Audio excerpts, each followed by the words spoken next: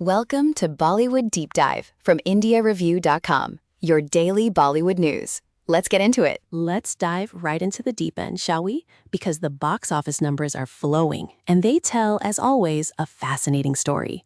It's Friday, which means a big new release is on the block. It is indeed. We're talking about Dhamal 4. The big question is, can Ajay Devgn break into his own top 5 post-COVID openers? The target is apparently just over 11 crore. It's so specific. I love how we track these micro statistics now. It's not just, is it a hit? It's, is it Ajay Devgn's 5th biggest hit since this specific global event? It's a whole new genre of record-keeping, but it shows you the level of scrutiny. The Dhamal franchise has always been this wild, chaotic, turn-your-brain-off-and-laugh kind of series. It has a very loyal audience. It really does. And in a world of complex cinematic universes, sometimes you just want to see a bunch of grown men chasing a bag of money. It's a simple pleasure. So the initial reports are looking strong, which isn't a huge surprise. Not at all. Meanwhile, a film that's been running for a couple of weeks, Welcome to the Jungle, is chugging along. It's at day 14 and closing in on the 185 crore mark worldwide, which is solid. But the headline I saw was framed around whether it can enter Disha Patani's top 3 highest-grossing films. Again, the microstats. It's like everyone has their own personal box office leaderboard. I know. It's like, congratulations on the massive success, but did you beat your own personal best from 2018? The pressure is immense. And speaking of different kinds of success, can we please talk about Tumbachi Manjula? Oh, let's. This is my favorite kind of story. It's the best. Day 35, it's concluded its 5th week, and it's reporting 170% returns on investment, a solid 16 crore plus net in India. This wasn't a mega-budget spectacle. It was a film that found its audience and just refused to leave theaters. That's the dream, isn't it? It proves that you don't always need a 200 crore budget to make a massive impact. Word of mouth is still the most powerful marketing tool, and this film clearly had it in spades. Absolutely. It's the David to the Goliaths of the box office. And then you have the other side of that coin with a film like Baby Do Die Do. Oof, yeah, a tough one. The Huma Qureshi star has finished its first week, and the numbers are really disappointing. It's recovered only about 13% of its budget. That's a rough landing. It's always a shame when a project doesn't connect. It's a reminder of how incredibly difficult it is to get a film to work, no matter who is in it. There's no magic formula. None at all. And even the big star-led films can face headwinds. Alpha, with Alia Bhatt and Sharvari, had a good start but has slowed down considerably in its first week, ending at about 45 crore. Now, with Dhamal 4 in the mix, it's going to be an even tougher climb. That's the challenge. Every Friday brings a new contender. It's a constant battle for audience attention. And we have to give a shout out to the Malayalam industry, which just keeps delivering. Seriously, I Nobody with Prithviraj Sukumaran just recorded the 9th biggest Mollywood opening of the year. The 9th! And Balan the Boy has just become the industry's 8th successful film of 2026. The consistency is just astounding. It's incredible. They are telling unique stories, they are backing their creators, and the audience is showing up for it week after week. There are a lot of lessons to be learned there. Absolutely. Now, from films that are already out, let's talk about one that has just been announced, and it sounds incredibly powerful. Yes, this is a big one. Aamir Khan Productions, Kabir Khan Films, and an Australian company have officially announced Silky Yara 41. It's based on the Uttarakhand tunnel rescue. I remember being glued to the news when that was happening. It was such an extraordinary story of human resilience and ingenuity. Completely. 41 workers trapped for so long, and that incredible, painstaking rescue operation. It's a perfect story for the big screen. It has drama, heroism, emotion, it's all there. And with Aamir Khan and Kabir Khan involved, you know it's going to be handled with a certain level of gravitas and detail. They both have a track record of tackling these kinds of large-scale, real-life-inspired stories. Exactly. I'm already fascinated. These rescue mission films, when done right, are just so gripping. It's a story of hope against all odds, and that's a universal theme. It really is. Now, from a new film announcement to a film unannouncement, or a date shift, I should say. A strategic repositioning on the cinematic calendar. Precisely. Siddharth Malhotra's film, The Van, has been postponed. It was originally supposed to come out in late August, but it would have clashed with basically everything. Let me see the list. It would have gone up against Yash and Kiara Advani's Toxic, Shraddha Kapoor's Eta, and Koslaka Gosla Q. That's not a clash, that's a pile-up. That is a traffic jam at the box office. So wisely, they've moved the one to September 25th. They even released a new poster to soften the blow. Smart move. There is no shame in a strategic retreat. Why fight a forefront war when you can just wait a month? A tactical delay. I love the drama of release date announcements. It's like a high-stakes game of chess. It is. And speaking of delays, there's finally some good news for Vijay's fans. Oh, this has been a long time coming. A very long time. Jananayagan, after months and months of uncertainty, legal battles, rumors, you name it, it's finally got a release date, July 24th. And it's cleared the censor board with an A certificate. You can almost hear the collective sigh of relief from his entire fan base. When a film gets stuck in limbo like that, it's so frustrating for everyone involved, especially the fans who are just desperate to see it. Absolutely. So it's great that it's finally going to see the light of day. It'll be very interesting to see how it performs after such a fraught journey to the screen. It adds a whole other layer of drama to the release, doesn't it? From the drama on screen to the drama off screen.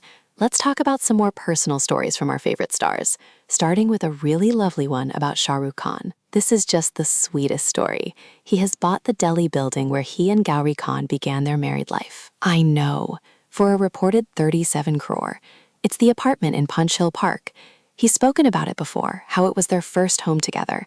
The fact that he went back and bought the whole building is just, it's peak romance. It really is. It's not just buying property, it's buying back a piece of your own history, a piece of your love story. It feels like something straight out of one of his movies. It totally does.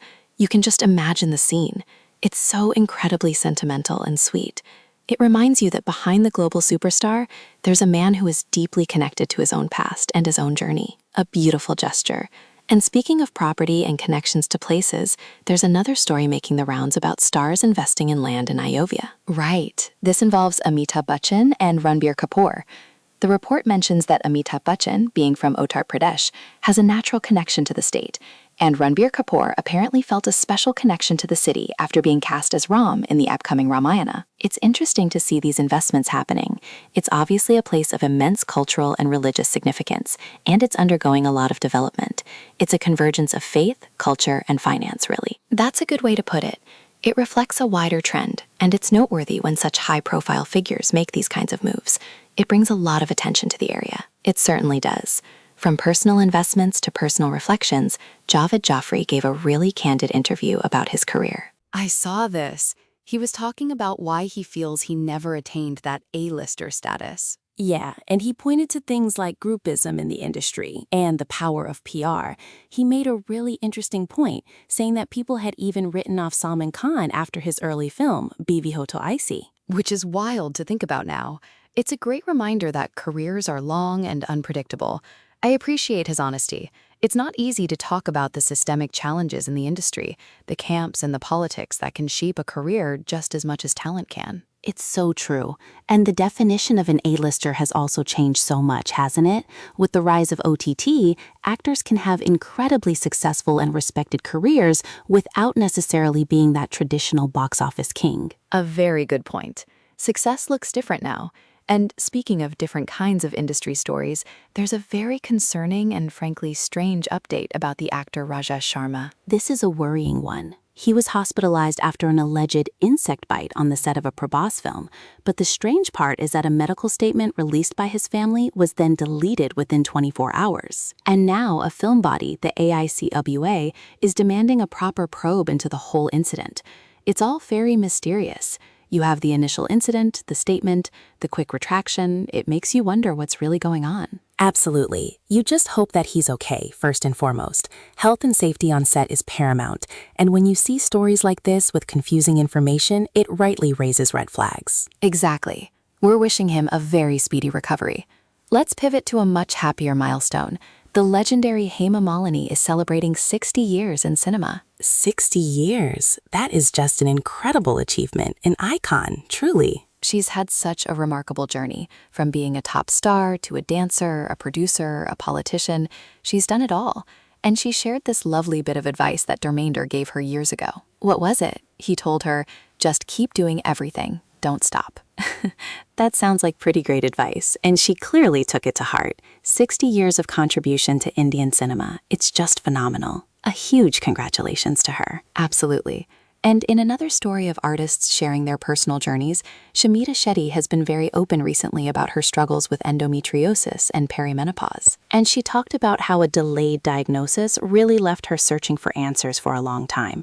It's so important when public figures speak out about these kinds of health issues. It is. It demystifies things, it reduces stigma, and it encourages other people, especially women, to advocate for their own health and to not dismiss their symptoms. It takes a lot of courage to be that vulnerable and open. It really does. So kudos to her for sharing her story. It makes a real difference. It really does. Okay, from personal stories to some big industry moves and a little bit of tech. First up, the Ramayana marketing machine is kicking into high gear in a very interesting way. Oh, this is fascinating. The makers have announced a nationwide school outreach campaign. They're planning to go to over 400 schools across 18 cities. It's such a smart grassroots approach for a film of this scale and subject matter. They're aiming to introduce a new generation of students to the epic stories and values before the movie even comes out. It's brilliant, really. You're building an educational foundation and generating excitement at the same time. You're not just selling a movie ticket, you're reintroducing a foundational cultural text. It creates a sense of event and importance around the film. Exactly. It's marketing as a cultural initiative. Very clever. And from a very traditional epic, let's jump to the absolute cutting edge of technology. A seamless transition. Where are we going? We are going to the sets of Kaun Banega Crorepati, The Hot Seat. Indeed, the show hosted by the one and only Amitabh Bachchan is partnering with Google Gemini. You're kidding. They're integrating the AI chatbot into the show? Apparently so. The report says it's to transform the contestant experience. I am trying to imagine what this means. Is Phone a Friend going to become Poll the AI? Oh my goodness, can you imagine? Computer G, please ask Gemini if the answer is B. Would it even be allowed? That feels like a very powerful lifeline, right? What if the AI is just too good? It kind of takes the drama out of it. Or maybe it's for behind-the-scenes stuff, helping with question verification or something. That seems more likely.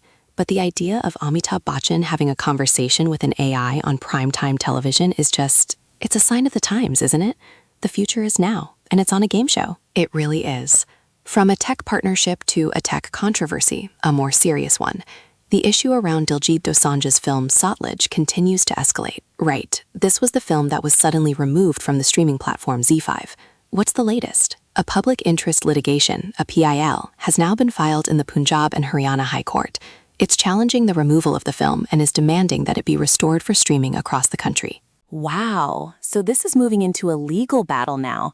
It raises so many important questions about censorship, the responsibility of streaming platforms, and creative freedom. It does.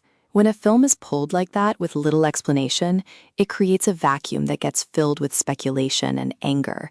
Taking it to the courts is a significant step, and it will be really important to follow how this case unfolds. It could set a precedent for future situations like this. Absolutely. It's a story with major implications for the entire industry. Definitely one to watch.